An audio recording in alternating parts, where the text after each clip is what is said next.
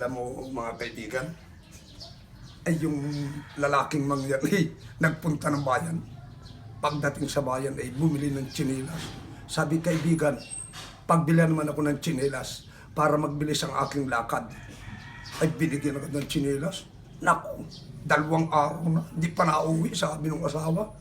Pambihira yung asawa ko ay, nagbili lang ng bagong tsinelas ay 2 araw na hindi pa nauwi.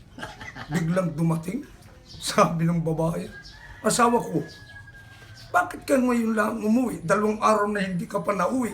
Sabi ng lalaki, akala ko pag nagbili ng tsinelas, magbilis ang aking lakad, lalo nang naghina. Ay, hindi pa kasuot na ganyan ng tsinelas, ay hindi nilagot yung tali.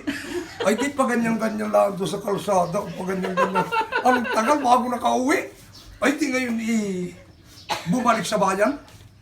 Sabi kaibigan, ayaw ko na itong tsinelas na ito.